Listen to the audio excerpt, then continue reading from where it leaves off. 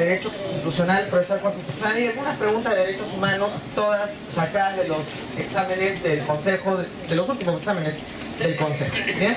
Tenemos 30 preguntas, vamos a abordarlas todas y tratar de ser bastante concretos en la explicación de cada una. Vamos con la pregunta número 1, y la pregunta número 1 dice: con relación a los modelos de control constitucional, ¿es correcto afirmar que? Cuando hablamos de modelos de control constitucional, estamos haciendo referencia a los mecanismos políticos o jurisdiccionales encargados de salvaguardar la Constitución. En nuestro caso, para la Constitución de 1993, esos modelos de control constitucional básicamente van a ser dos: el control difuso y el control concentrado. Nosotros, al tener el modelo difuso y al tener el modelo concentrado, vamos a derivar en lo que se conoce como modelo de control constitucional dual o paralelo. ¿Por qué se habla de dual o paralelo? Porque coexisten los dos modelos sin mezclarse, ¿no? Sin mezclarse. En palabras del profesor Eguiguren Praeli, los modelos marchan juntos pero no revueltos. El difuso va por su lado y el concentrado va por el otro. El difuso le corresponde a los jueces la facultad que tienen de preferir la Constitución por encima de toda norma con rango legal, y el concentrado, artículo 138, y el concentrado, el que le corresponde al Tribunal Constitucional para expulsar normas legales contrarias a la Constitución, modelo concentrado que se encuentra regulado en el artículo 201, artículo 202, inciso 1 y artículo 200, inciso 4 de la Constitución. Bien, entonces vamos a responder la pregunta. Dice: con relación a los modelos de control constitucional, me está hablando del difuso y el concentrado, ¿es correcto afirmar que el control difuso es de origen inglés? ¿Se debe a Kelsen la creación de tribunales constitucionales ad hoc para el control constitucional? En los Estados Unidos de Norteamérica solo la Corte Suprema tiene la facultad de aplicar una ley en un caso concreto. ¿Se denomina control preventivo de constitucionalidad el que realiza el Senado en los países donde hay dos cámaras? En el Perú no existe ni control concentrado ni control difuso, sino un modelo compartido. Vamos descartando desde la última hacia arriba. La letra D debería ser, ¿no? Dice: en el Perú no existe ni control concentrado ni control difuso. Falso. Tenemos difuso y concentrado y no se llama modelo compartido, se llama modelo dual o paralelo. Ya, la B queda descartada. Vamos a la siguiente, que debería ser la letra C. Se denomina control preventivo de constitucionalidad que realiza el Senado en los países donde hay dos cámaras. Les comento: el control preventivo de constitucionalidad es un control que existe en algunos países y que sirve para fiscalizar normas legales que aún todavía no están promulgadas. O sea, me refiero a una demanda de inconstitucionalidad, por ejemplo, contra un proyecto de ley, ¿no? Ese modelo preventivo nosotros no lo tenemos, porque para cuestionar yo una norma legal a través del proceso de inconstitucionalidad o del control difuso, la norma ya tiene que estar promulgada, es decir, ya tiene que estar vigente. Acá dice: se denomina control preventivo de constitucionalidad que realiza el Senado en los países donde hay dos cámaras. Bueno, no tiene nada que ver el Senado aquí, porque donde hay control preventivo de constitucionalidad, la demanda contra ese proyecto de ley se presenta ante el Tribunal Constitucional, no ante el Senado, ni necesariamente tienen que haber dos cámaras. Entonces, alternativa también queda descartada. Vamos a la letra, la que debería ser la C correctamente. Dice: en los Estados Unidos de Norteamérica solo la Corte Suprema tiene la facultad de aplicar una ley en un caso en concreto. Falso. Una de las características del control difuso, una característica esencial de este control, es que los jueces puedan interponerlo sin importar su rango o jerarquía, desde el juez de la Corte Suprema hasta el último juez de la primera instancia. Entonces, no solamente la salud, no solamente la Corte Suprema, sino cualquier juez. La alternativa C también sería falsa. Vamos a la B. ¿Se debe a Kelsen la creación de tribunales ad hoc para el control constitucional? Esa sería la alternativa correcta. 1920, el Tribunal Constitucional Austriaco, obra de Hans Kelsen. Bueno, Kelsen se inspira y lo crea en el año 1916 en su obra La garantía jurisdiccional de la Constitución, pero se va a ver efectivizado recién en 1920 con el Tribunal Constitucional de Austria, con la Constitución austriaca de ese año. Pero vamos a la A, que también puede resultar un poco confusa. Dice, ¿el control difuso es de origen inglés? Señores, el control difuso es de origen norteamericano. 1803, caso Marbury versus Madison. El autor, el señor John Marshall. Ahora, que el control difuso tenga antecedentes ingleses es una cosa. Claro, 200 años antes de 1803, en 1610 específicamente, en Inglaterra había acontecido un caso, el caso del doctor Thomas Bonham, cuyo juez fue el famoso Edward Cook, que se había atrevido por primera vez en la historia a refutar e inaplicar una ley aprobada por el Parlamento inglés, respaldada por el rey, que contravenía el Common Law fundamental. ¿Qué es el Common Law fundamental para los ingleses? El conjunto de normas que versan sobre los derechos fundamentales. Específicamente, por ejemplo, aquellos derechos que versan de la Carta Magna de 1215, de Juan Sin Tierra. Pero nunca se habló de control difuso. Fue el primer antecedente nada más. La creación del control difuso, con el nombre incluso del control difuso, que en Estados Unidos se conoce como la Judicial Review, es originaria de el señor John Marshall en los Estados Unidos de Norteamérica. Entonces, ¿cuál sería la respuesta ahí? La letra B. Se debe a Kelsen la creación de tribunales constitucionales. Pregunta de CNN, por si acaso. Esta de acá. Alternativa B, la respuesta. Vamos a la pregunta 2. Señale la alternativa correcta. Dígame. A. El ad hoc significa especial, único. Pregunta número 2. Señale la alternativa correcta. La Constitución peruana de 1993 desde su origen fue de carácter escrito y normativo.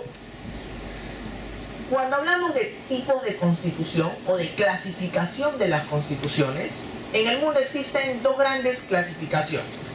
Las constituciones de acuerdo, que se clasifican de acuerdo a su estructura, y aquellas constituciones que se clasifican de acuerdo a su implicancia en la realidad. De acuerdo a su estructura, nosotros conocemos que existen dos tipos de constitución: la constitución escrita y la constitución consuetudinaria. La escrita es aquella que reúne en un solo documento las principales normas de un Estado. ¿Y cuáles son las normas principales de un Estado?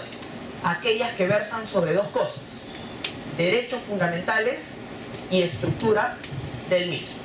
Por ejemplo, constitución escrita. El Perú ha tenido sus 12 constituciones escritas, más 5 estatutos provisionales.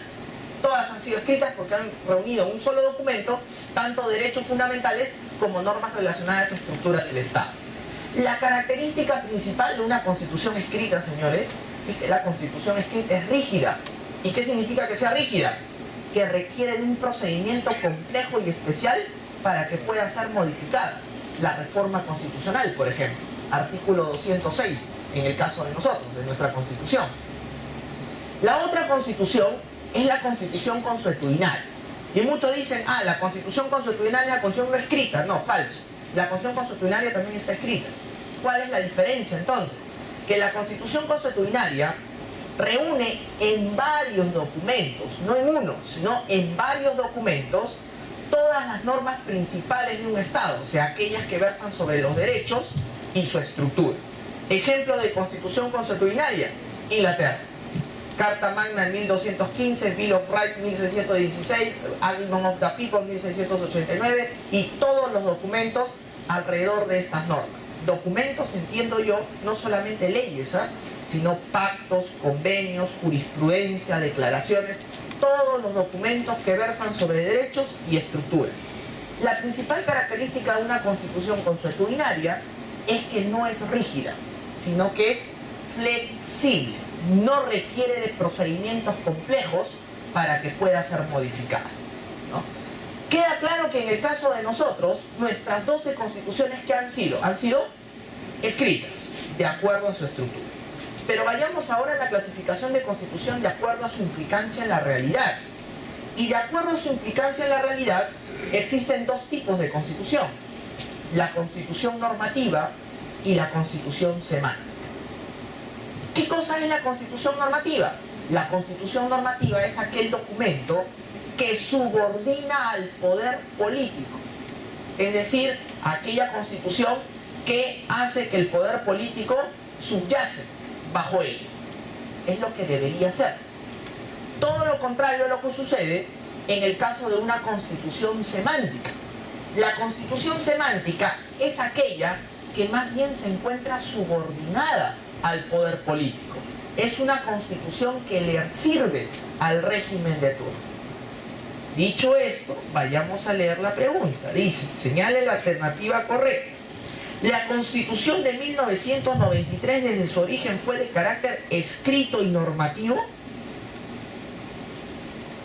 En el expediente 0050-2004, acción de inconstitucionalidad TC, esa famosa sentencia sobre la demanda de inconstitucionalidad que modificaba la primera disposición final y transitoria de la Constitución, el Tribunal Constitucional nos dice lo siguiente: la Constitución del 93, en su origen, fue eminentemente semántica. Posterior a la caída del régimen, con las reformas que hizo el poder constituyente derivado y con las interpretaciones que hizo el tribunal, la Constitución del 93 ahora deviene en una Constitución normativa. Pero su origen no fue normativo, su origen fue eminentemente semántico. Entonces, ¿la alternativa A sería correcta? No, falsa. Vamos a la B. Nuestra Constitución actual tiene un preámbulo de carácter material. La misma sentencia, la 0050-2004. El tribunal dice, ¿qué cosa es un preámbulo?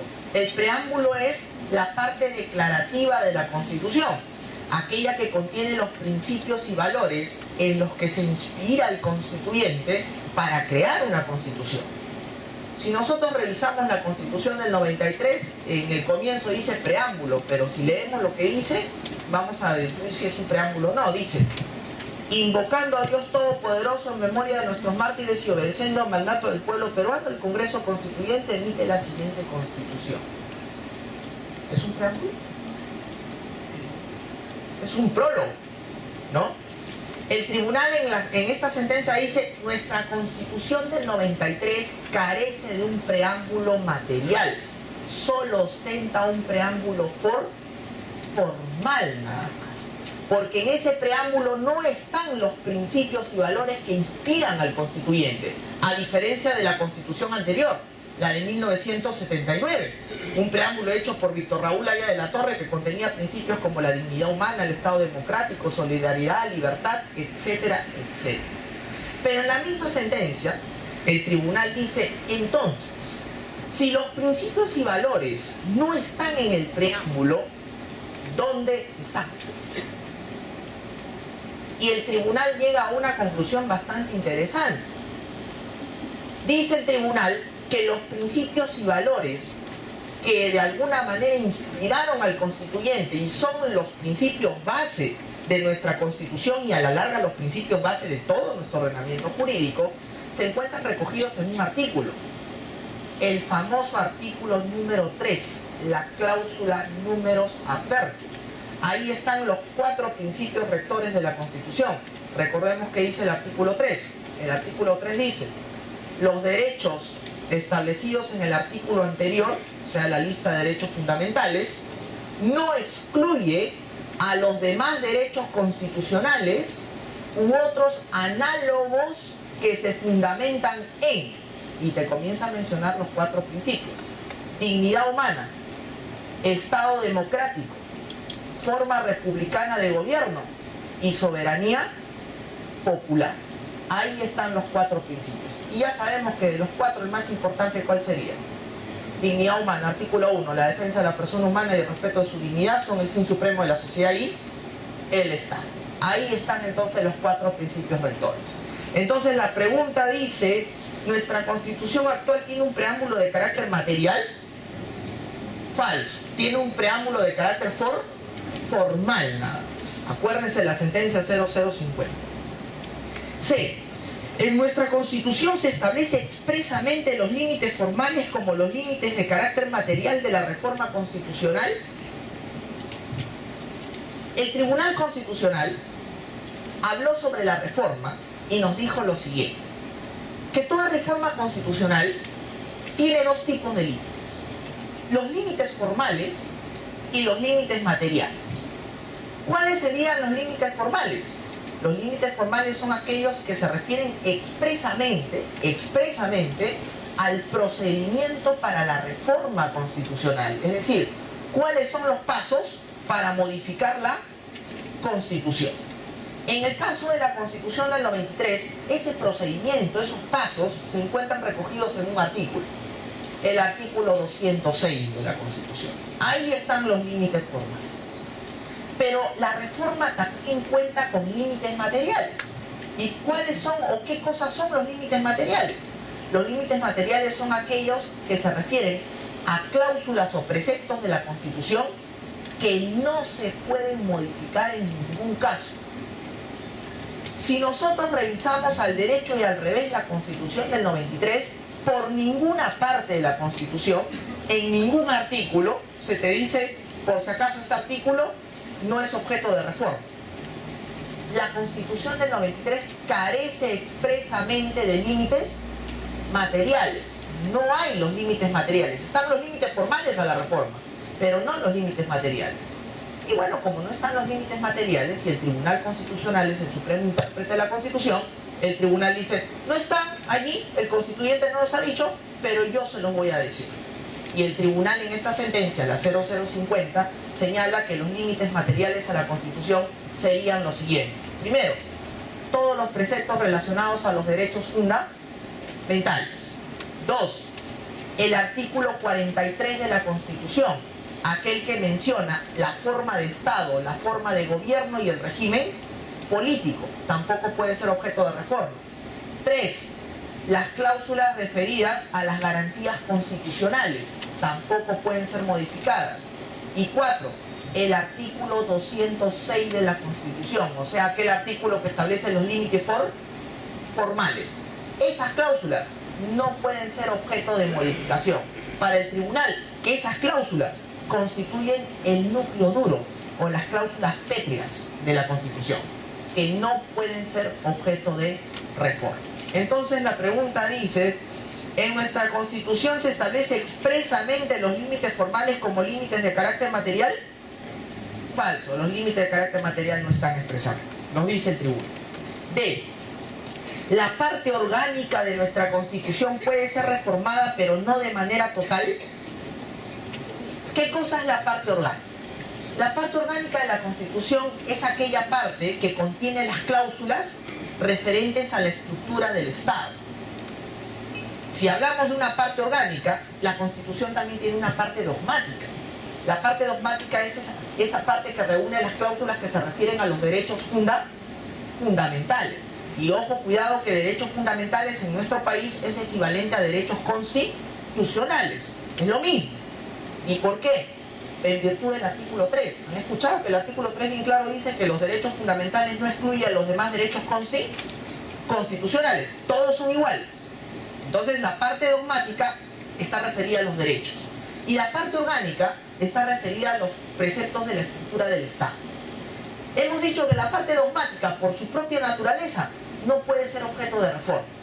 Pero los preceptos de la parte orgánica, el tribunal dijo, hay preceptos en la parte orgánica que por más que no se refieran a derechos fundamentales, no pueden ser objeto de reforma. Y un ejemplo claro de eso es el artículo 43 de la Constitución. En el artículo 43 la Constitución dice, el Estado peruano es un Estado unitario y descentralizado, democrático, republicano y presidencialista. ¿Qué te está diciendo el artículo 43 aquí? La forma de Estado, la forma de gobierno y el régimen político. Eso no puede ser objeto de reforma, pese a que no versa sobre derechos. Entonces aquí la pregunta dice, ¿la parte orgánica de nuestra Constitución puede ser reformada pero no de manera total? Correcto, ¿no? Se puede reformar la parte orgánica, así que sí, pero no toda. Hay cláusulas de la parte orgánica que no pueden ser objeto de reforma. Ejemplo, el artículo 43 de la Constitución. La forma de Estado, la forma de gobierno y el régimen político. Entonces, la alternativa correcta, ¿cuál sería? La letra D. Vamos a la pregunta 3. ¿Es correcto afirmar con relación al precedente vinculante del Tribunal Constitucional sobre control difuso en sede administrativa? En sede administrativa. Ya sabemos que en sede administrativa el tribunal lo ha eliminado, ¿no? ¿Cuál es el caso? El caso Consorcio Requena S.A., que modifica el caso Salazar y Arlequé. En el Salazar y Arlequé el tribunal admitía el control difuso administrativo. En el caso Consorcio Requena, el tribunal lo deja sin efecto. Veamos. Entonces, es correcto afirmar lo siguiente. Primero, A. ¿El Tribunal Constitucional ha ratificado el precedente que lo admitía? No lo ha ratificado. ¿Solo lo pueden realizar los tribunales administrativos que tienen competencia a nivel nacional? Bueno, lo podían realizar, ¿no? Ahora ya no. C. ¿No procede cuando el tribunal administrativo carece de imparcialidad? No, eso no tiene nada que ver. ¿Solo lo pueden ejercer respecto de reglamentos? Lo podían ejercer respecto a normas con carácter legal. ¿Los tribunales administrativos ya no pueden realizar control difuso porque el tribunal ha cambiado el precedente que lo admitía? Sí, esa sería la alternativa correcta, la letra E. 4. ¿Cuál de las siguientes afirmaciones no es una de las razones por las cuales el Tribunal Constitucional ha dejado sin efecto el control difuso administrativo? A ver, ¿porque se afecta el control dual o paralelo? En el caso Consorcio Requena, el tribunal dice: una de las razones por la que se deja sin efecto el control difuso administrativo es porque contraviene el control dual o paralelo. Oye, tribunal, ¿por qué? Es que bajo el control dual o paralelo se entiende que hay control difuso y control concentrado. Y tanto el control difuso como el control concentrado son de carácter jurisdiccional. Y los órganos administrativos carecen del carácter jurisdiccional. Una de las razones entonces es porque se afectaría el control dual o paralelo. Correcta la primera. Vamos a la siguiente. Porque los tribunales administrativos carecen de competencia jurisdiccional reconocida expresamente por la Constitución. Claro, esa es una de las razones contundentes del tribunal. Los órganos administrativos solamente ejercen facultades cuasi jurisdiccionales, dice el tribunal, no facultades jurisdiccionales. Correcta la B. C. Porque no se encontraba en ninguno de los supuestos para emitir un precedente vinculante. También. Lo que pasa es lo siguiente. En el caso Salazar y Arlequé, señores, por si acaso, hay 3 precedentes vinculantes, ¿ah? No es que todo el caso Salazar y Arlequé se ha quedado sin efecto. De los 3 precedentes, solamente uno ha sido dejado sin efecto. ¿Cuáles son esos 3 precedentes del caso Salazar y Arlequé? El primer precedente del caso Salazar y Arlequé son los requisitos para ejercer el control difuso. En el caso Telefónica del Perú, muchos años atrás, en el año 2002, el Tribunal Constitucional ya había establecido los parámetros a los jueces para que puedan hacer control difuso. Y el tribunal había dicho: no es que los jueces puedan hacer control difuso sobre cualquier norma en cualquier caso y así simplemente, ¿no? Y están resolviendo un proceso civil y de repente ese juez que está resolviendo un proceso civil se acordó de que hay una norma penal que contraviene la Constitución y en el proceso civil la terminen aplicando. No, pues así no es el control difuso. Por eso el control difuso tiene que tener requisitos. Y en esta sentencia telefónica, el tribunal estableció 3 requisitos. El primer requisito es que para que ejerzan control difuso los jueces, el caso que están resolviendo tiene que ser producto justamente de la norma objeto de control. 2, que la inaplicación de esa norma sea indispensable para resolver ese caso. Y 3, que la norma objeto de control en ningún caso pueda ser interpretada de conformidad con la Constitución. Esos 3 requisitos se le había dado a los jueces para que hagan control difuso. En el caso Salazar y Arlequé, el tribunal dice: ahora que podemos emitir precedente vinculante, ratificamos los 3 requisitos que dijimos en el caso Telefónica del Perú. como precedente vinculante. Es decir, los jueces, antes de hacer control difuso, tienen que pasar los 3 requisitos para realizar. Primer precedente. Segundo precedente, justamente es el precedente acerca de los tribunales administrativos y que pueden ejercer control difuso. Ahí el tribunal hizo pues una interpretación sistemática, ¿no?, entre el artículo 38, 51 y 138 de la Constitución. El artículo 38 dice que es deber de todos los peruanos respetar y hacer cumplir la Constitución. El 51 dice que la Constitución prevalece por encima de toda norma con rango legal. Y el 138 dice que es deber de los jueces preferir la Constitución por encima de toda norma, de menor jerarquía. El tribunal dijo, si yo leo el artículo 38 no me dice que solamente es deber de los jueces, dice que es deber de todos los peruanos respetar y hacer cumplir la Constitución. Y el 51 dice que la Constitución prevalece por encima de toda norma con rango legal, sin importar el sujeto que haga la prevalencia. Entonces, en virtud de estos 3 artículos, yo reconozco que los tribunales administrativos pueden hacer control difuso. Y bueno, en su día estableció que tenían que ser órganos administrativos colegiados, que impartan justicia administrativa con alcance nacional, y solamente podía ser solicitado a pedido de parte, más no de oficio. Ese precedente es el que ya no está, porque en el caso Consorcio Requena, el tribunal dice, dejamos sin efecto el control difuso por parte de los órganos administrativos. A partir de ahora los tribunales administrativos ya no tienen esa facultad.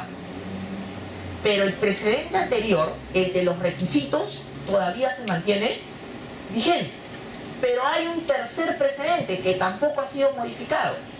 En la sentencia Salazar y Arlequé, el tribunal nos va a establecer cuáles son los supuestos que él tiene para emitir precedente vinculante.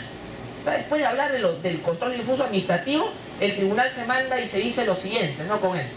Oye, el artículo 7º del Código Procesal Constitucional nos dice, ¿no?, las sentencias que adquieren la calidad de cosa juzgada constituyen precedente vinculante cuando sí le expresa la sentencia señalando el extremo de su efecto normativo, punto. O sea, nos está dando la facultad de emitir precedente, pero no nos dice en qué casos.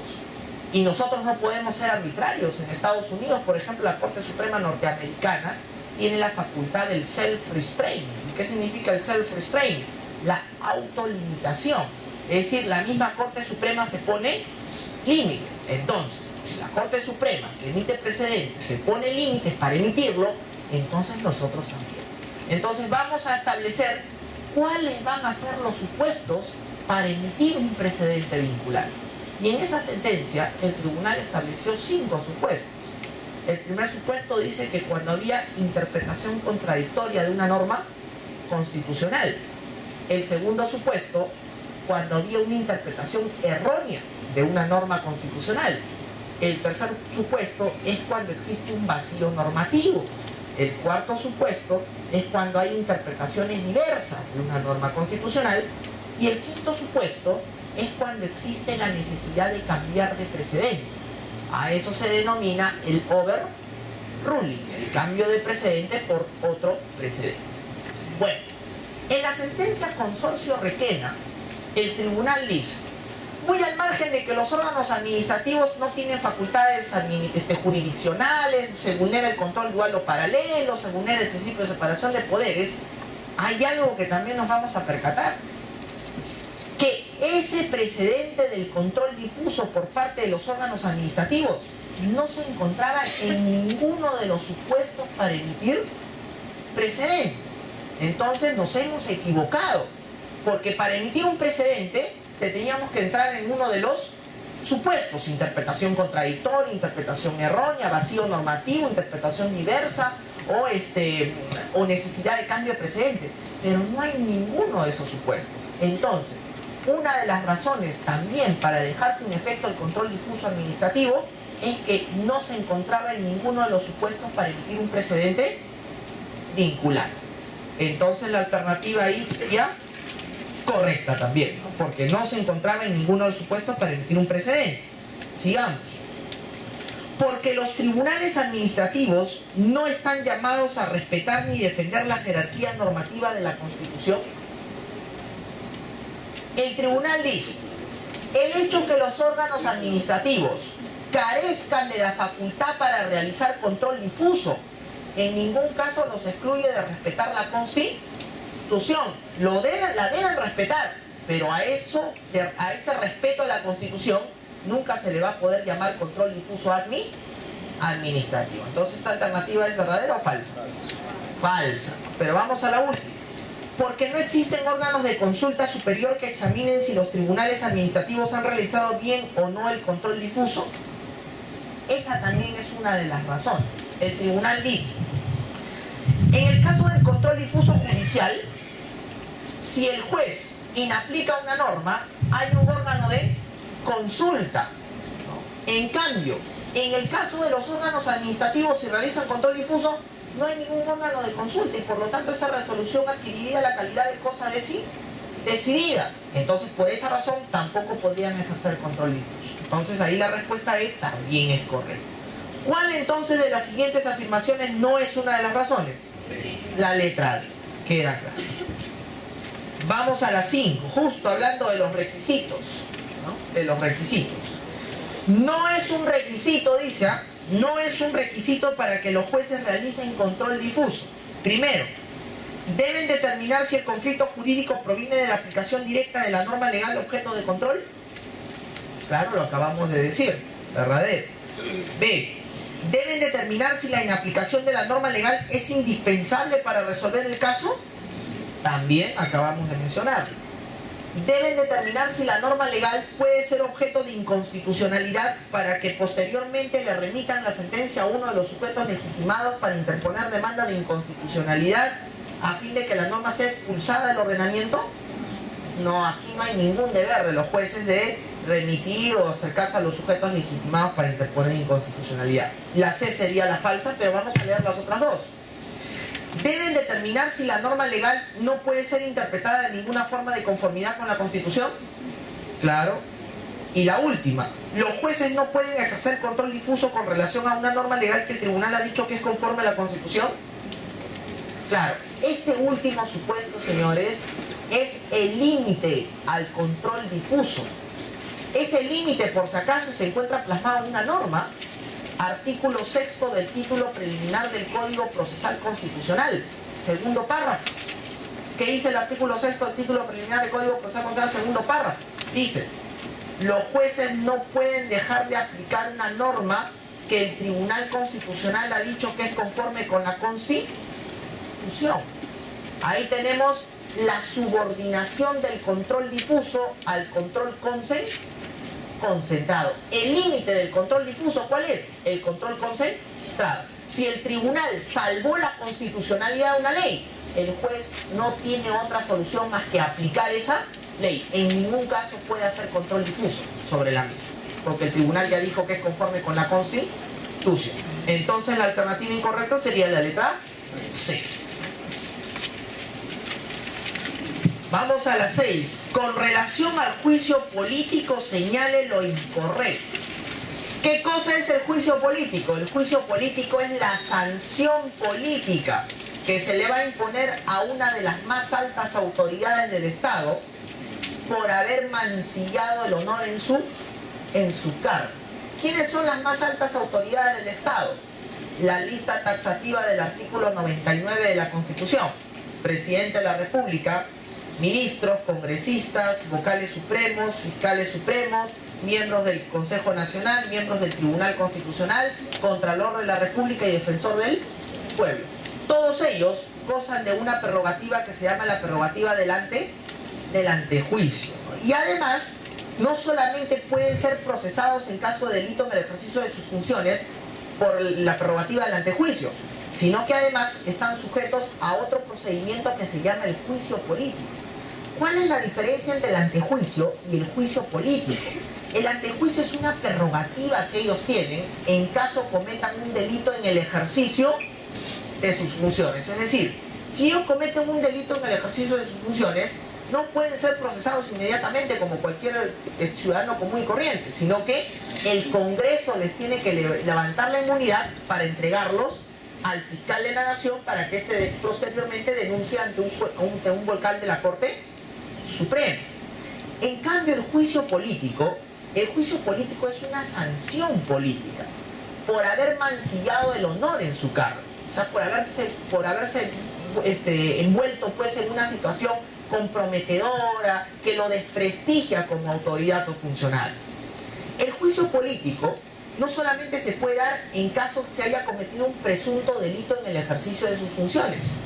El juicio político también se puede dar, dice la Constitución en el artículo 100, en caso de una infracción constitucional. Dos cosas, ¿ah? Delito en el ejercicio de sus funciones e infracción constitucional. Tenemos que tener en cuenta la diferencia entre estas dos figuras. ¿Qué es el delito en el ejercicio de sus funciones? Caso Rospigliosi, dice el tribunal. Es un delito ordinario que comete la más alta autoridad, pero valiéndose, utilizando, sirviéndose del cargo, sirviéndose de su cargo. En cambio, la infracción constitucional es aquella conducta de la más alta autoridad que vulnera la Constitución, pero no está tipificada como delito. Caso Carmen Lozada y Luz Salgado, dice el tribunal. Un ejemplo, dice la Constitución, todos los 28 de julio el presidente de la República tiene que dar un mensaje a la nación. ¿Qué pasa si el presidente no quiere dar el mensaje el 28 de julio? ¿Delito? ¿Pero qué sería? Infracción constitucional. Deducimos también algo muy importante. El antejuicio político solamente se origina producto de un delito en el ejercicio de sus funciones. Pero ¿se podría originar el antejuicio por una infracción constitucional? No, porque la infracción constitucional no está tipificada como delito. Entonces, si hay una infracción constitucional, ¿qué es lo único que queda? Un juicio político, una sanción política. Pero hay algo importante. El año pasado, el Tribunal Constitucional emitió una sentencia bastante interesante, el caso Tineo Cabrera. Y en el caso Tineo Cabrera, el tribunal habló del antejuicio, del juicio político. Primero, que el tribunal ya se cansó hace mucho tiempo de reiterarle algo al tribunal, una pequeña trampa que tiene el artículo 100 de la Constitución, ¿no?, con respecto al antejuicio. Dice el artículo 100, ¿no?: quien acusa ante el Pleno es la comisión permanente. Y es el Pleno del Congreso el que se encarga de levantar la inmunidad. E inmediatamente lo remite al fiscal de la Nación, para que el fiscal de la Nación denuncie ante un vocal de la Corte Suprema, que será el vocal instructor. Pero el artículo 100 es enfático en decir lo siguiente: ni el fiscal de la Nación ni el vocal supremo instructor podrán ni alterar ni reducir los términos de la denuncia hecha por el Congreso. Es decir, si el Congreso dijo el señor cometió delito A, y por más que el fiscal de la Nación diga oiga, no cometió delito A, no puede ni alterar, ni reducir, ni cambiar. Es una trampa, ¿no?, que el mismo tribunal ha dicho se vulnera ahí el principio de independencia, tanto de jueces como de fiscales. Congreso, te exhorto a que modifiques la Constitución. El Congreso hasta el día de hoy le ha hecho caso, ni le va a hacer caso tampoco, ¿no?, porque obviamente eso es una cuestión un poco tramposa, ¿no? Entonces, en el año pasado, en el caso Tineo Cabrera, el tribunal dijo: hemos dicho que ese artículo 100 debería ser modificado. No lo hacen. Bueno, ya, no lo hacen. Pero vamos a tener que aportar algo, porque en realidad nos estamos percatando que esto del antejuicio, que es una prerrogativa, en vez de ser una prerrogativa, obviamente por el cargo, función, para que los proteja, se está mal utilizando. O sea, estos señores están utilizando mal esta situación para aprovecharse del mismo, ¿no? Entonces, hasta que el Congreso no modifique, nosotros vamos a aportar cosas importantes. Y la primera cosa importante que vamos a aportar en esta sentencia es la siguiente: ¿se puede o no se puede renunciar a la prerrogativa del antejuicio? Una duda. El tribunal dice sí se va a poder renunciar, pero siempre y cuando se cumplan dos requisitos.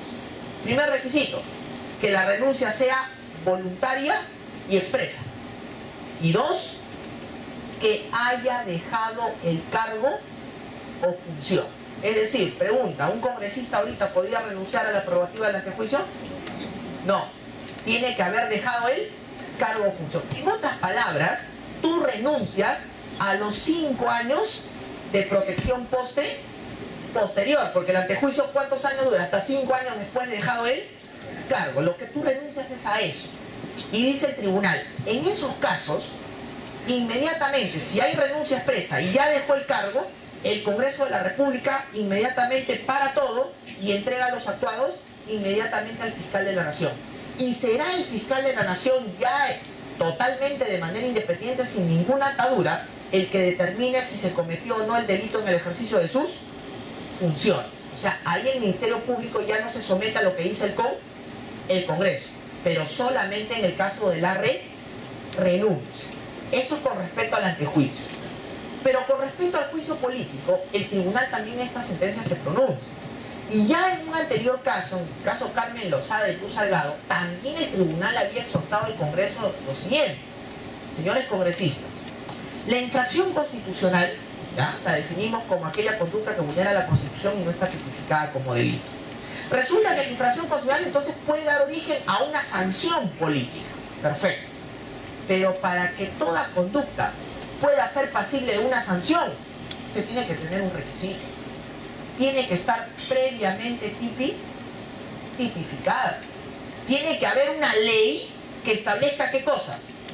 ¿Cuáles son los supuestos de infracción constitucional? No hay esa ley. Entonces, obviamente, cuidado. Si ustedes comienzan a sancionar por infracción constitucional sin que haya una ley que establezca los supuestos para infracción constitucional, están rompiendo un principio. El principio de tipicidad. Lo dice en caso Carmen Lozada y Cruz Salgado.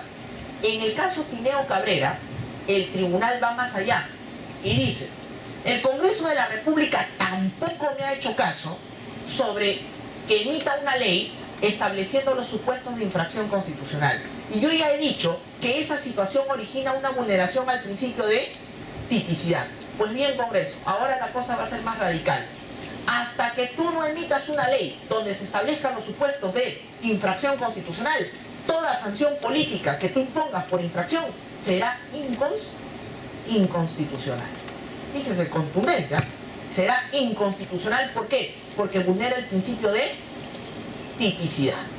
Entonces, esas son las razones o las situaciones interesantes de este caso Tineo Cabrera. Habiendo señalado eso, vamos a responder. Con relación al juicio político, dice: señale lo incorrecto. El Tribunal Constitucional ha señalado que contra una resolución legislativa que sanciona políticamente a un alto funcionario, esta puede ser cuestionada posteriormente en un proceso constitucional. Sí, efectivamente. Caso Ortiz Hacha es un precedente vinculante, donde el tribunal dice que toda resolución legislativa producto de un juicio político puede ser objeto de control constitucional. Pero caso Ortiz Hacha, precedente vinculante.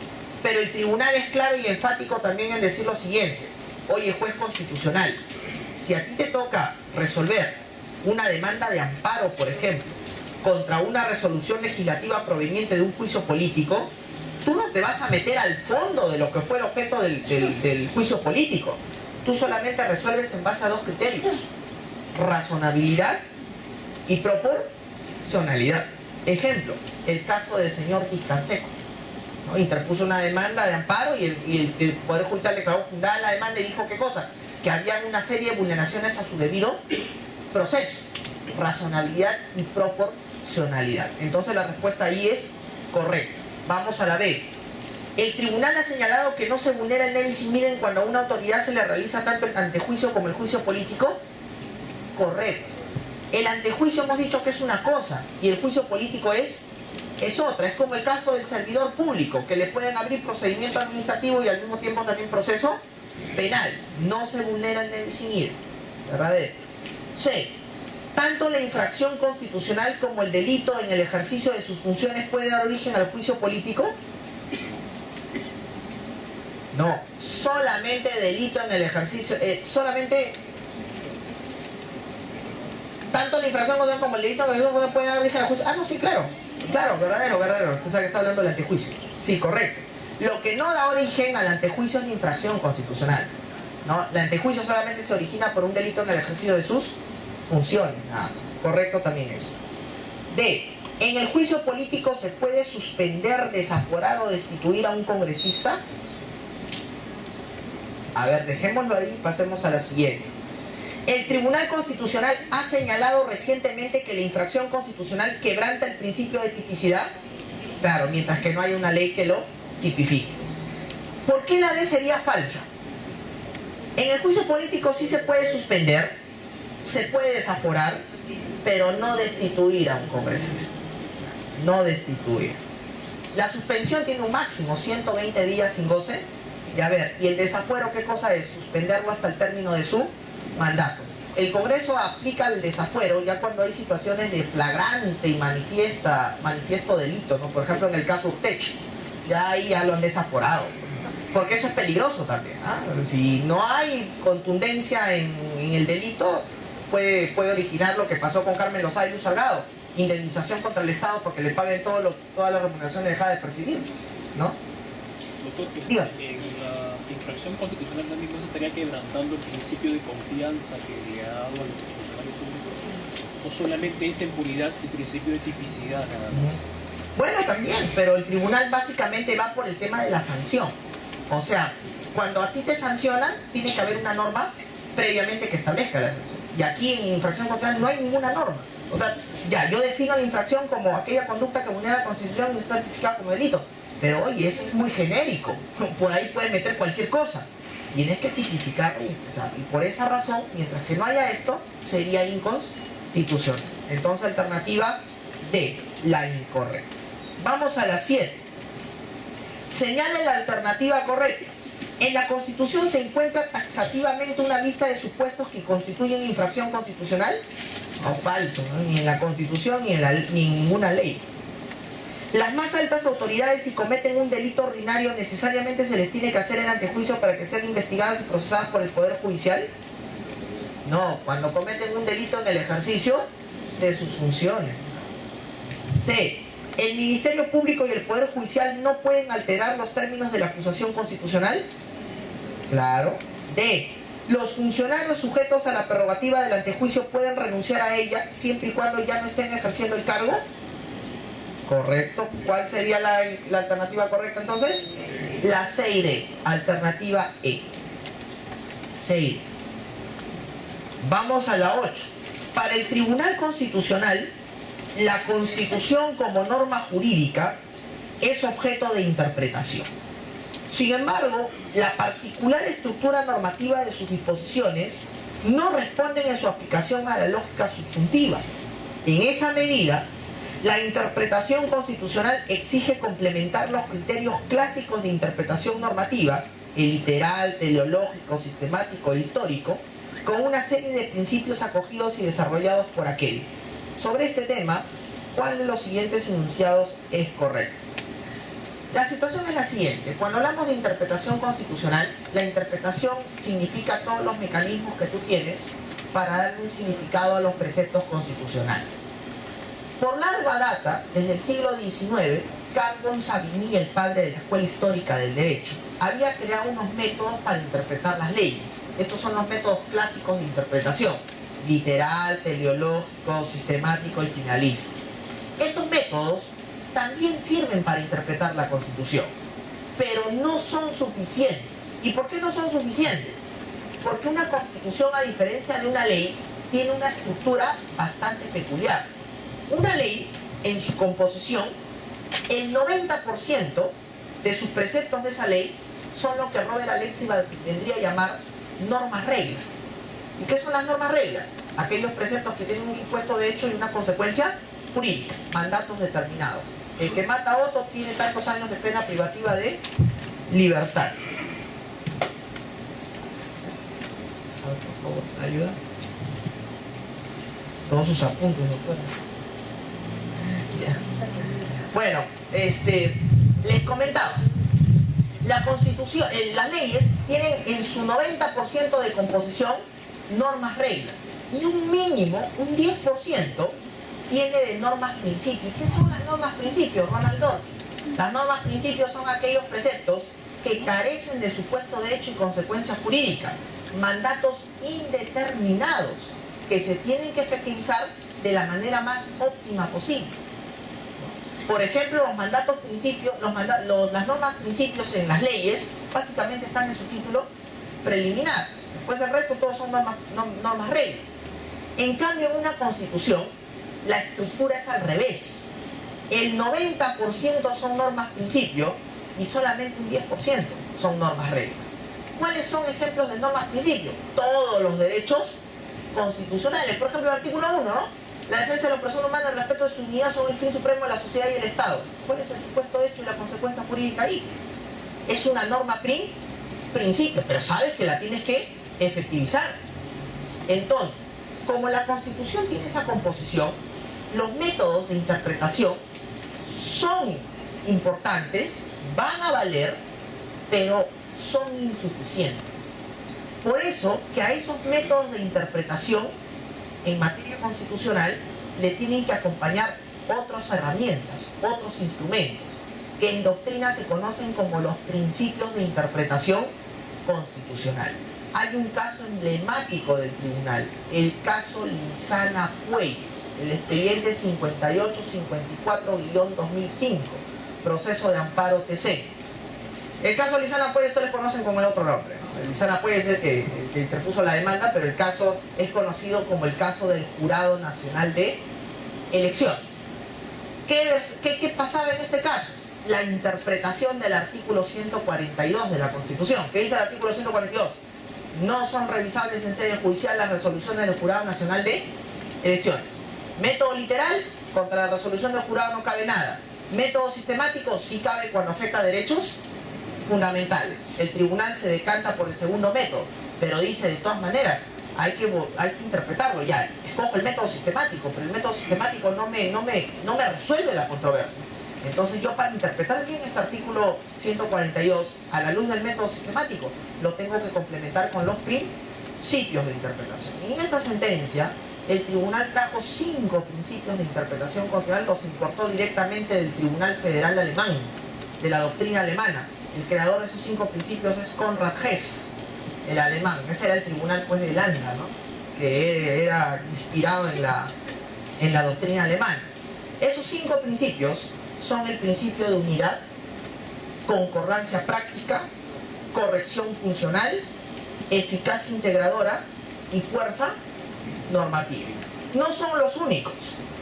Hay otro principio, por ejemplo, que es muy conocido, que no se menciona en esta sentencia. El principio de proporcionalidad también es un principio que resuelve y te da luces sobre la interpretación de los dispositivos constitucionales. Entonces la pregunta va referida a esos principios. A ver, vamos a ver. Dice la alternativa A, sobre los principios de unidad, concordancia práctica, corrección funcional, eficacia integradora y fuerza normativa. Vamos a la primera. Estos principios, dice, constituyen criterios de interpretación constitucional los siguientes: unidad de la Constitución, principio de unidad, ¿sí?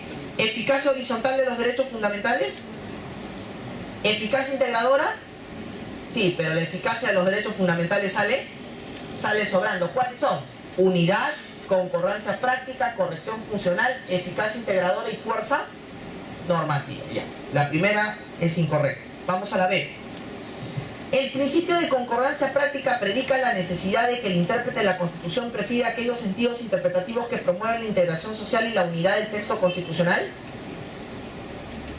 A ver, principio de unidad dice: el significado de un precepto es válido en la medida que no vulnere el significado de otro precepto constitucional. ¿Por qué? Porque la unidad significa que la Constitución es un todo armónico y orgánico.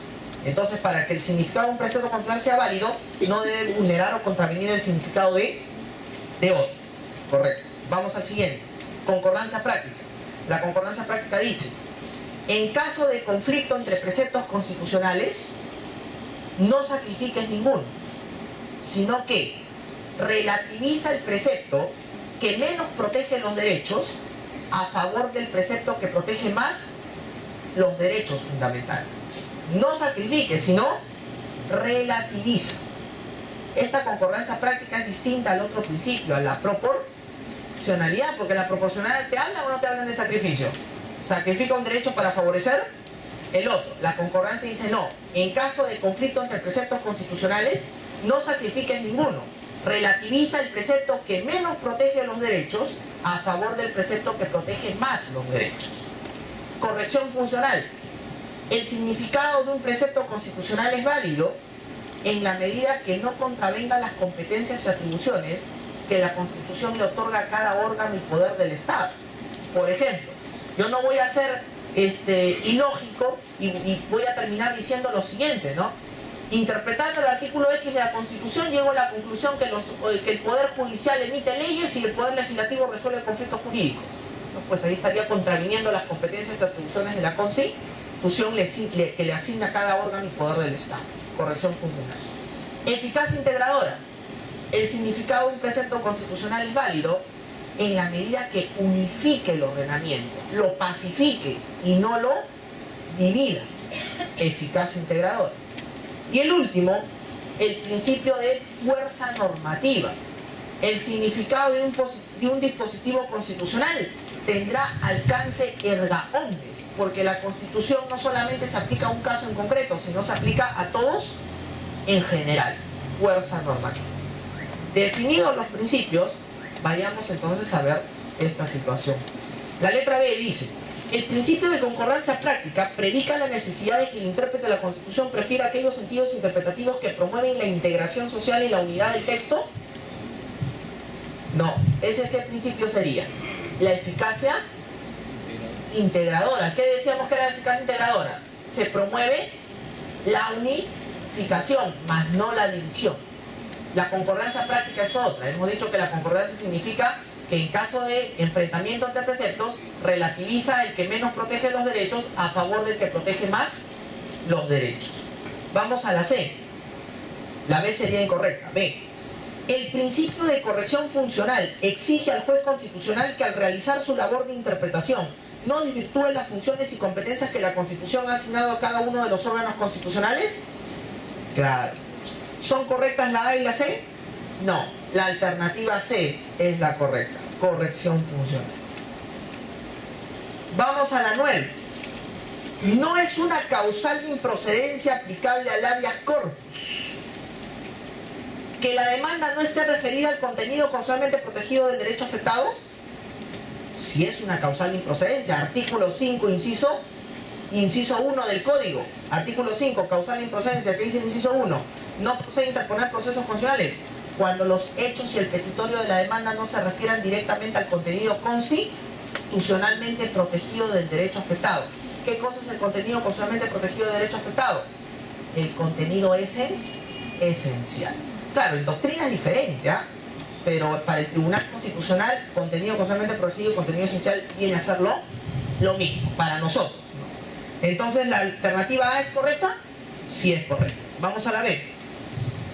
Que a la presentación de la demanda haya cesado la amenaza o afectación al derecho o se haya producido el daño irreparable, también es una causal de improcedencia. Artículo 5, inciso 5 del Código Procesal Constitucional. Por si acaso, la primera, del contenido constitucionalmente protegido, es una causal de improcedencia aplicable a los 4 procesos constitucionales: al habeas corpus, al amparo, al data y al cumplimiento. La siguiente, que es la causal de improcedencia del artículo 5, inciso 5, que dice que a la presentación de la demanda haya cesado la amenaza o afectación al derecho, o sea, sustracción de la materia, o se haya producido el daño irreparable, también es una causal de improcedencia aplicable a los 4 procesos. Vamos a la C. No procede contra una resolución judicial firme recaída en otro proceso constitucional en ningún caso. Artículo 5, inciso 6. Claro, el artículo 5, inciso 6 dice: causales de improcedencia. No procede interponer procesos constitucionales contra una resolución judicial firme recaída en otro proceso constitucional. Pero ya sabemos que el tribunal ahí se metió sus narices y dijo: no, así no va a ser, porque sí cabe proceso constitucional contra otro proceso constitucional. Y ahí tenemos el famoso precedente de Dirección Regional Pesquería La Libertad, con las famosas reglas del amparo contra amparo. ¿Cuántas reglas de amparo contra amparo hay? 10 reglas de amparo contra amparo. 6 se enuncian en Dirección Regional Pesquería La Libertad, otra en el caso Provías, otra en Cooperación Santa Rosa Lima, otra en el caso Roberto Alca y finalmente en el caso Cerro Prieto. 10 reglas de amparo contra amparo. Pero el tribunal también ha dicho lo siguiente: si cabe amparo contra amparo, también cabe habeas corpus contra habeas corpus, y amparo contra habeas corpus, y amparo contra data, y data contra habeas data. O sea, cualquiera de las modificaciones, cualquiera de las combinaciones, perdón. Entonces, ¿esa alternativa es verdadera o falso? Falso, porque sí hay casos donde procede. Y la D, que se trate de conflictos entre entidades de derecho público, sí, también es una causal de improcedencia. Artículo 5, inciso 9 del Código. ¿Y por qué yo no puedo interponer un habeas corpus o un amparo en el caso de conflictos entre poderes públicos? Porque ya hay un proceso especial que resuelve este tipo de conflictos, que es el proceso competencial, artículo 110 del Código Procesal. Entonces ahí la alternativa incorrecta, ¿cuál sería? La letra C. No es una causa de improcedencia. Vamos a la 10. Sobre el trámite del proceso de habeas corpus, señale la alternativa correcta, el trámite. En caso de cualquiera de las formas de detención arbitraria, el juez debe resolver en el plazo de 48 horas. No, es inmediato, ¿no? Claro, 48 horas no, falso. B. En caso de afectaciones a la integridad personal, ¿el juez deberá llamar a las partes para tomar sus respectivas declaraciones? No, se tiene que constituir al lugar de los hechos. En caso de habeas corpus reparador y habeas corpus correctivo, el juez tiene el deber de constituirse al lugar de los hechos y resolver de manera inmediata. Eso lo dice el Código. Siguiente. En caso de cualquier forma de detención arbitraria y de afectación a la integridad, ¿el juez debe resolver de inmediato constituyéndose al lugar de los hechos? Correcto. Alternativa correcta, la letra C. Vamos a la siguiente, 11. Señale la alternativa correcta. En el caso de interposición de un habeas corpus restringido en el marco de la declaratoria de un estado de excepción, ¿el juez debe declarar improcedente la demanda? No, tiene que analizar la razonabilidad y proporcionalidad. ¿Eso cómo se llama? Habeas corpus excepcional. Falso. B. El derecho a la verdad es un derecho que se protege mediante el habeas corpus correctivo. ¿Cuál es el habeas corpus que protege el derecho a la verdad? El habeas corpus instructivo, ¿no? El derecho a la verdad y el derecho a no ser objeto de una desaparición forzada. Falso. C. El derecho al plazo estrictamente necesario es un derecho que prohíbe que la autoridad policial espere a que venza el plazo máximo para entregar al detenido al Poder Judicial, cuando ya se realizaron todas las actuaciones necesarias. El plazo estrictamente necesario. Ese es el caso Ali Ruiz de Anderas, precedente vinculante, ¿no? Dice el tribunal. La Constitución establece 24 horas más el término de la distancia. Ya. Lo que establece la Constitución, dice el tribunal, es un plazo máximo. Pero dentro de ese plazo máximo, nosotros vamos a encontrar lo que se denomina un plazo estrictamente necesario. ¿Y qué es el plazo estrictamente necesario? Es el siguiente. Que una vez culminadas las diligencias por parte de la autoridad policial, y si todavía no se han vencido las 24 horas, la autoridad no tiene que esperar a que se venzan esas 24 horas. Inmediatamente lo tiene que poner a disposición. Porque si no lo hace, le está vulnerando su derecho al plazo estrictamente necesario. Y eso ocasionaría que se pueda interponer una demanda de habeas corpus tras la TI. El plazo estrictamente necesario. Entonces acá dice, ¿no? El derecho al plazo estrictamente necesario es un derecho que prohíbe que la autoridad policial espere a que venza el plazo máximo para entregar al detenido al Poder Judicial cuando ya se realizaron todas las actuaciones necesarias. Correcto. D. El habeas corpus traslativo protege la tutela procesal efectiva en relación a cualquier derecho fundamental. No, en relación a la libertad individual. No, en relación a la libertad individual. ¿Cuál sería la respuesta correcta? Letra C. Y por si acaso, si se vulnera el plazo estrictamente necesario, es un habeas corpus traslativo. Vamos, dígame.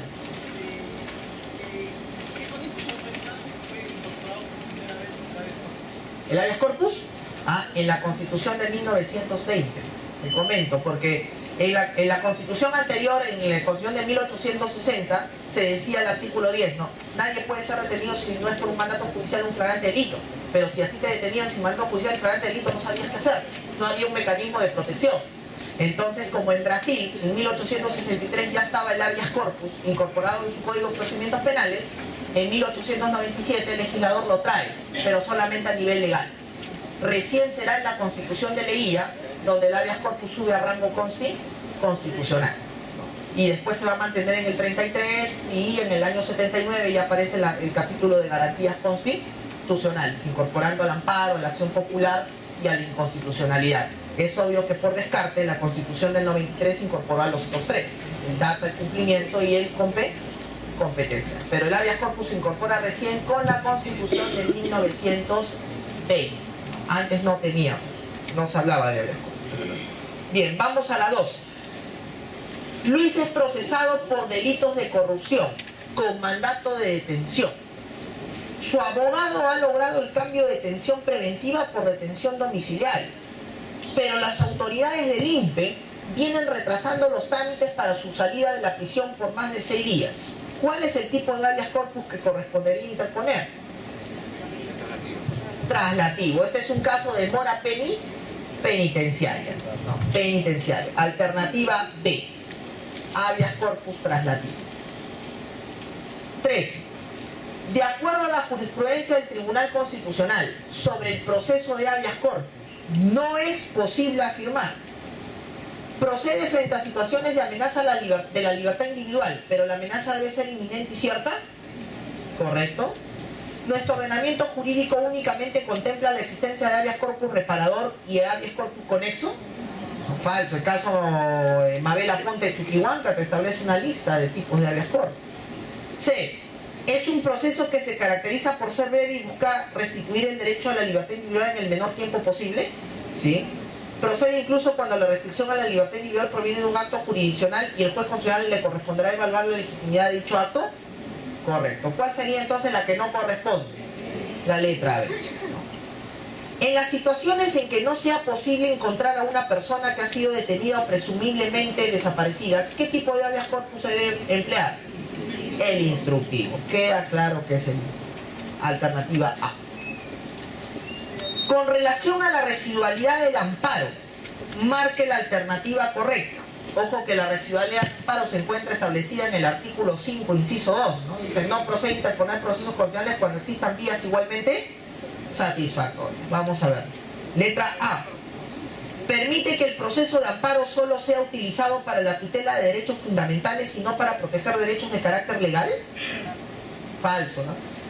¿Hay derechos de carácter legal que pueden ser tutelados vía amparo? Claro, claro que sí.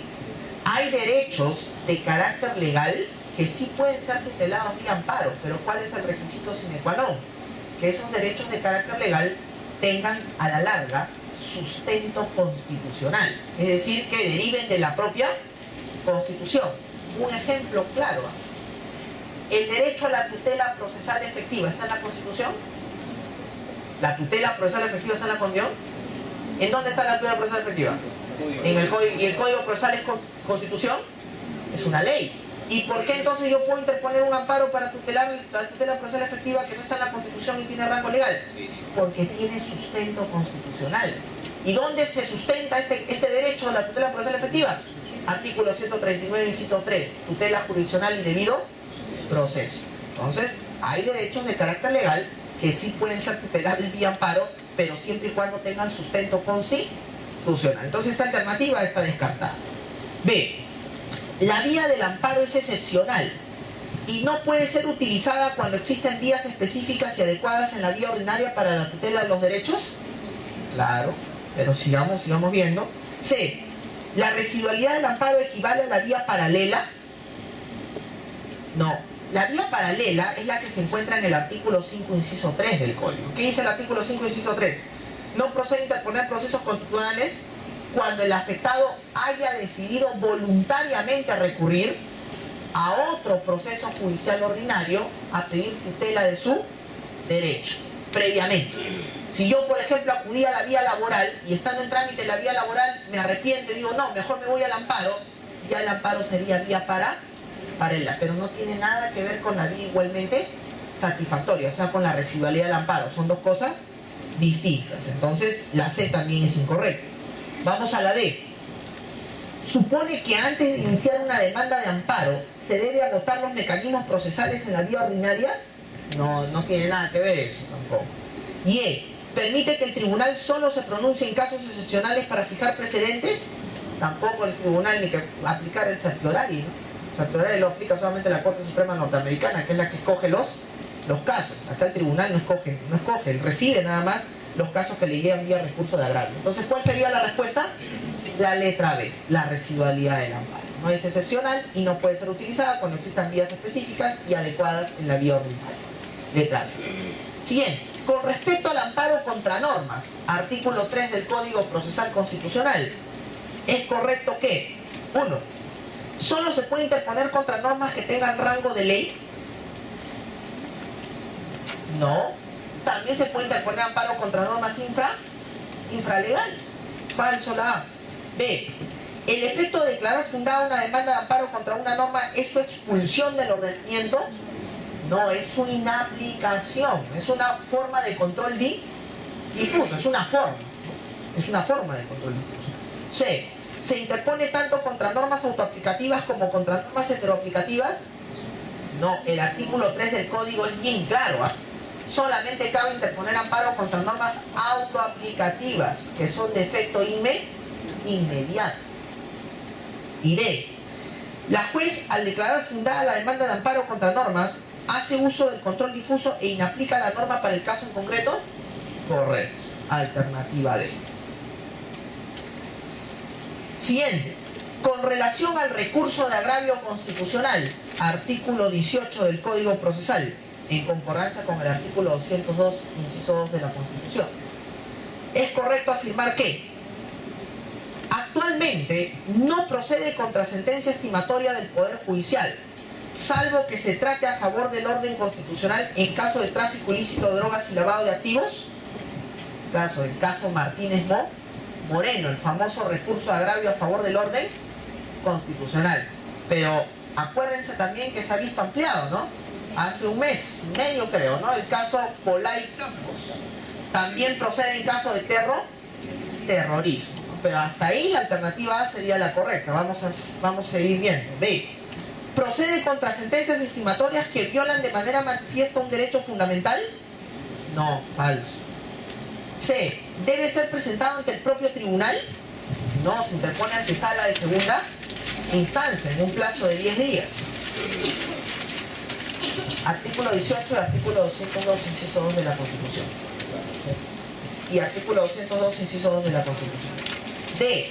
El tribunal tiene establecido que el concepto resolución denegatoria del artículo 202, inciso 2 de la Constitución también se configura cuando el Poder Judicial estima la demanda violando la Constitución. Falso. ¿Las alternativas B y D son correctas? No. ¿Cuál sería la correcta ahí? La letra A. No se olviden que ahí hay que agregarle el tema del terrorismo también, ¿no? Del terrorismo. Sigamos. Las teorías que admiten conflictos entre derechos fundamentales constituyen al mismo tiempo. Las teorías que admiten conflictos entre derechos fundamentales son las nada más y nada menos conocidas como teorías conflictivistas. Lo que pasa es que en el derecho comparado, cuando se habla de la relativización de los derechos, porque se tiene claro que ningún derecho fundamental, por más fundamental que sea, es absoluto, todos son relativos, ¿no? Hay varias teorías que definen esa situación. Una de ellas, por ejemplo, son las denominadas teorías conflictivistas entre derechos.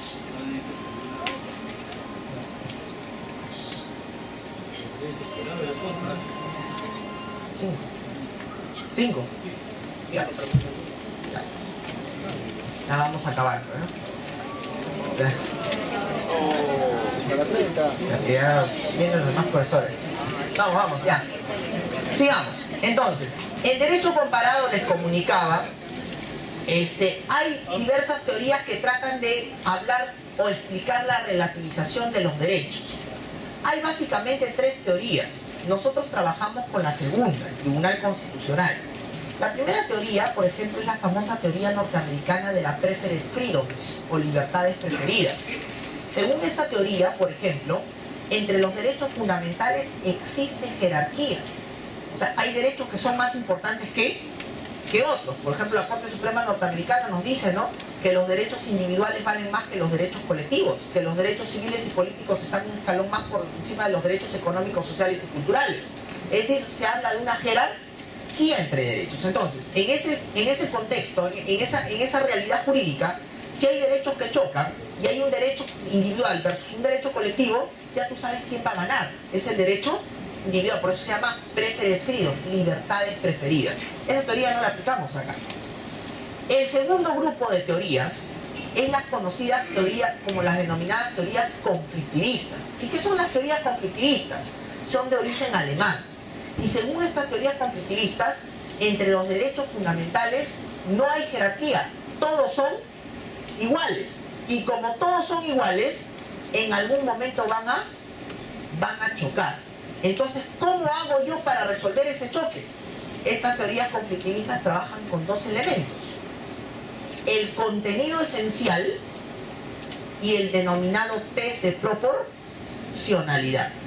Son tres teorías conflictivistas: absoluta, relativa e institucional. El Tribunal Constitucional trabaja con estas tres teorías. Se llaman teorías conflictivistas. ¿Y cuál es la característica común de estas tres teorías? Que todos los derechos valen igual y por eso van a terminar chocando. Y que justamente para resolver ese choque tú tienes que utilizar dos elementos: el contenido esencial y el test de proporcionalidad. Pero hay una tercera teoría, que es de origen español, la teoría no conflictivista, o conocida también como la teoría de la concordancia entre los derechos. ¿Y qué dice esta teoría? La teoría te dice: entre los derechos fundamentales, efectivamente, no hay jerarquía, todos valen igual, pero en ningún momento chocan. No hay conflicto entre derechos. Oye, pero la teoría... No, esas teorías conflictivistas están mal, porque si tú hablas de conflictos entre derechos, estás reconociendo que en la Constitución hay antinomias, y eso no puede ser. La Constitución, los derechos son complementarios e interdependientes. Oye, pero a ver, en un determinado caso yo veo que hay un derecho como la libertad de información que está chocando con un derecho como la intimidad. ¿Ahí no hay conflicto? No, es que tú estás viendo mal. En realidad no hay conflictos entre derechos. Lo que hay es conflicto entre pretensiones sobre los derechos. En la realidad hay un derecho que está siendo bien ejercido y hay un derecho que está siendo mal ejercido. El operador jurídico simplemente tiene que descubrir cuál es el derecho bien ejercido y cuál es el derecho mal ejercido, y punto. Ese test de proporcionalidad es arbitrario. Parte de la situación de que entre los derechos son iguales y los dos están siendo bien ejercidos y sirve para restringir. Los derechos no se restringen, sino solo se delimitan. Esa teoría, por ejemplo, el tribunal no trabaja. Para el tribunal, las teorías que resuelven conflictos son las teorías conflictivistas. Entonces la pregunta es, ¿no? Las teorías que admiten conflictos entre derechos, estaba hablando de las teorías conflictivistas, constituyen al mismo tiempo, uno, teorías que admiten una restricción total a los derechos. No, porque se habla de un contenido esencial, entonces no es total. B, teorías que no admiten la tesis del contenido esencial de los derechos. Falso, sí la admiten. 3. Teorías que no admiten la aplicación del test de proporcionalidad. Falso, sí la admiten. Y 4. Teorías compatibles con el test de proporcionalidad. Correcto. Alternativa D. No se olviden que las teorías conflictivistas son teorías compatibles con el test. Institucional. Así rapidito, ya, la teoría absoluta está en el caso Nicama Hernández. Sí, la teoría absoluta, caso Nicama Hernández. La teoría relativa está en el caso Magali Medina versus Prostivedets. Y la teoría institucional, caso Magali Medina versus Prostivedets.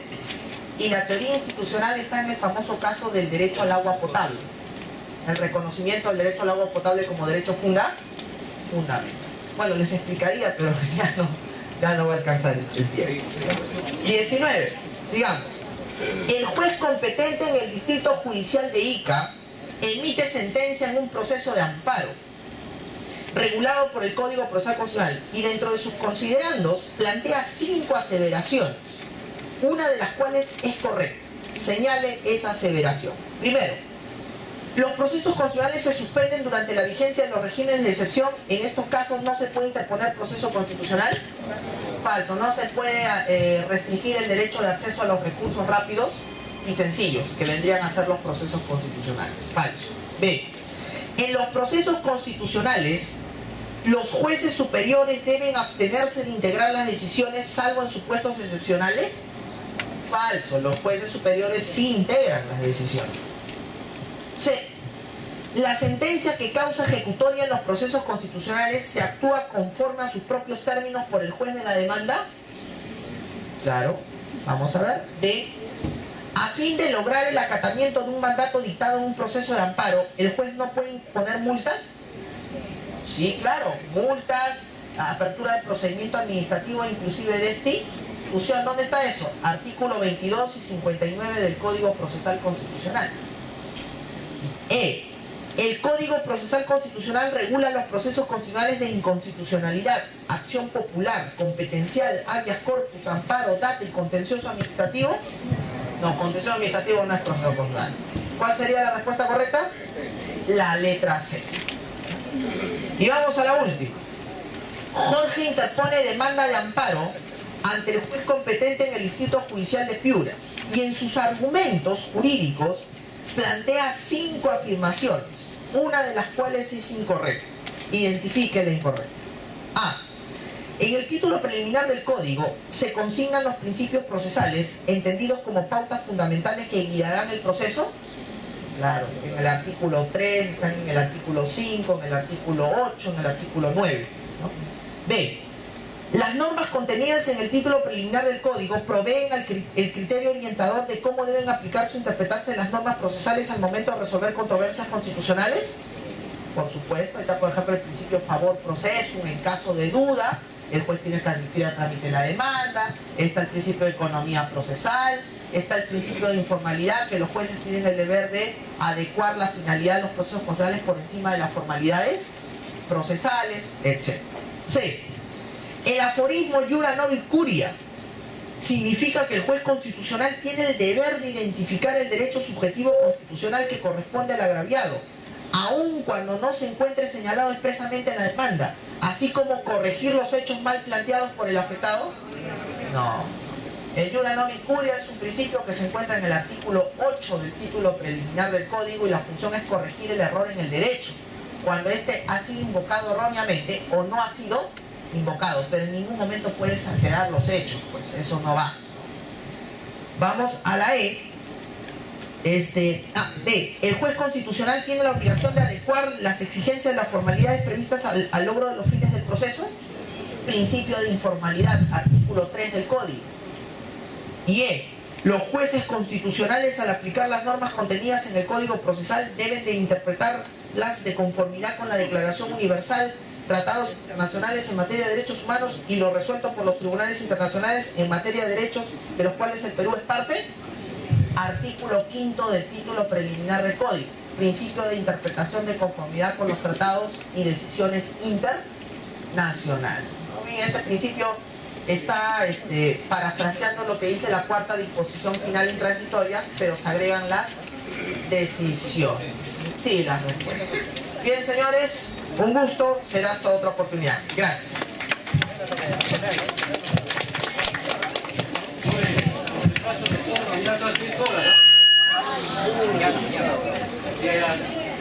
De las 5 a 8, si no me equivoco. No, empieza a las 3, somos con procesal penal. ¿Ya? Nosotros mañana de 3 a las 6, si no me equivoco, ¿no? No, perdón, no, 5 a 8. 5 a 8.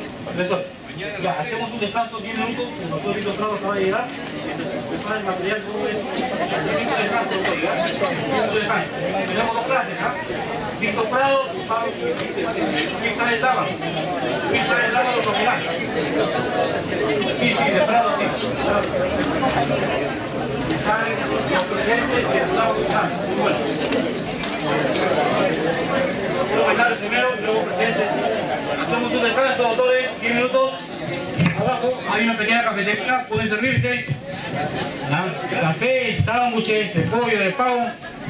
Doctores. Luego seguimos. Para que descanse un poco. Tienen las piernas. ¿Ah? Ahorita continuamos con acuerdos plenarios con Víctor Prado Saldarriaga, vocal supremo, y luego Luis Sáenz Dávalos, presidente del TC, y algo de proceso constitucional. ¿Ya? Mañana tenemos penal, procesal penal, luego seguimos con el doctor Reinaldo y terminamos con Fidel Rojas mañana. Y el día, no se olviden que el día sábado empezamos 9 de la mañana el desarrollo del banco de preguntas. Quedan pocas vacantes, los que tenemos inscritos, ahí quedan pocos, claro. Mañana hay 2 grupos, el sábado 2 grupos. Uno penal y luego civil. 2 grupos, penal y civil, el día sábado. Se suspendió porque no fue elaborado. ¿Cuándo? Esa vaya, rojas, mansa. Yo le pedí a vos que lo No, pero como hay que tenemos que tomar veces, lo hemos dado solamente para hacer el pago. Sí, no hay